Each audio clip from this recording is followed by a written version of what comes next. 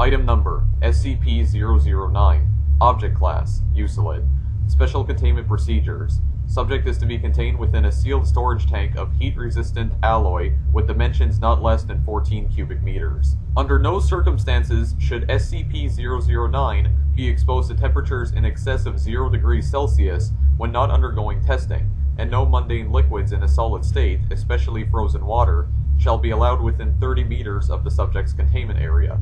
Subject's chamber is to be fitted with temperature sensors which shall be monitored at all times, and is to be kept refrigerated by no fewer than 3 redundant cooling units. Any malfunction of sensors or of coolant systems is to be reported and repaired immediately. If at any time the temperature in the containment area climbs above -5 degrees Celsius, the chamber is to be locked down immediately and flooded with coolant until the temperature has been brought back down to between -30 degrees Celsius and -25 degrees Celsius. Atmosphere must be evacuated from the containment area when personnel are present within, and any water vapor present must be filtered and kept in the same conditions as detailed herein for no fewer than 24 hours. Any vapor displaying properties of SCP-009 is to be quarantined and added to the containment area as soon as possible. All personnel interacting with or observing the subject must wear full environmental protection suits. All personnel leaving the containment chamber must undergo dehydration of all gear, research materials, and other objects contacting SCP-009's chamber. If contamination is discovered, no material or personnel shall be permitted to exit, and a Level 2 lockdown of the containment area shall commence. Lethal force is authorized in cases of dire need, but all security forces are strongly advised to remain as far away from their targets as possible to minimize the chance of contact with fluids contaminated by SCP-009. Description: SCP-009 is approximately 3,700 liters of a substance which exhibits a number of unique properties.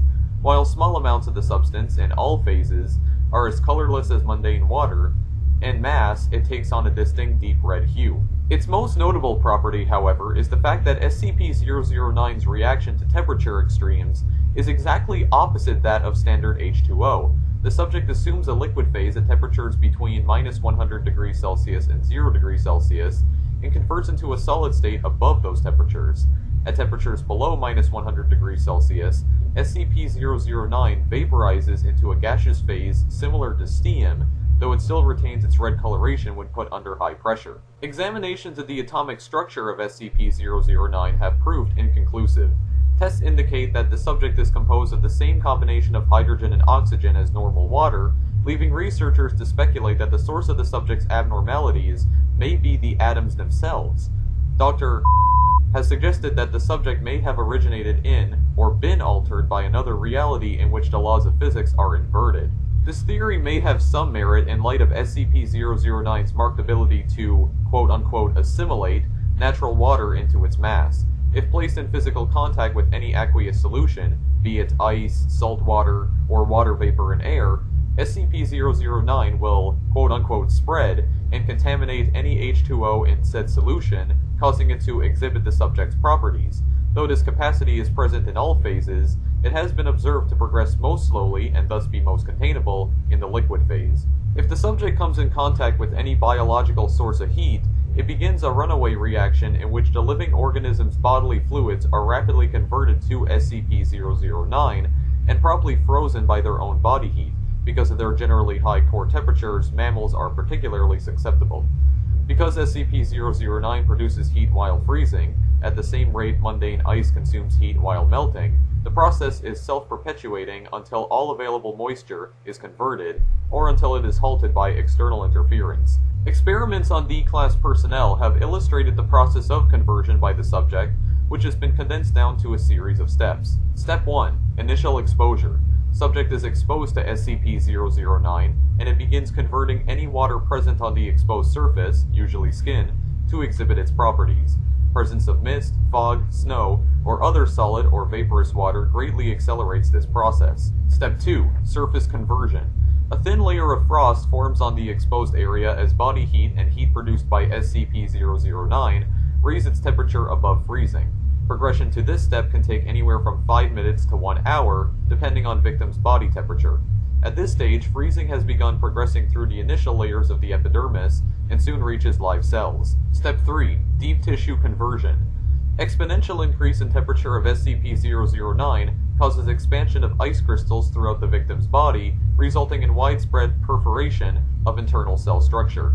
Actual blood loss is minimal at this stage due to the crystals filling the puncture wounds, allowing subjects to remain alive and conscious for up to hours. Step 4. Step 5. Death. Multiple organ failure and exsanguination via systemic crystallization. Testing on D-Class personnel was discontinued as of April 23, 2000. Addendum. Circumstances of retrieval. Subject was found in Alaska on November 5, 19. The Foundation became involved after reports were obtained from the native tribe, who came across the mangled bodies of a team of seal hunters which had apparently been shipwrecked kilometers from the village. All victims were found encased in red ice. Cause of death recorded as internal bleeding. On victims whose features were sufficiently intact, expressions of panic and intense pain were observed. It is surmised that the low ambient temperatures in the area retarded the freezing process. This prolonged the time to total conversion by hours and allowed the victims to remain conscious until Addendum. December 16, 2000. Supercooling of SCP-009 for the purposes of experimentation is disallowed until further notice. Personnel are advised that liquid nitrogen is only to be used on the subject in controlled amounts and only until temperatures have reached acceptable levels. Related note: possible application of SCP-009 in cold fusion research pending evaluation.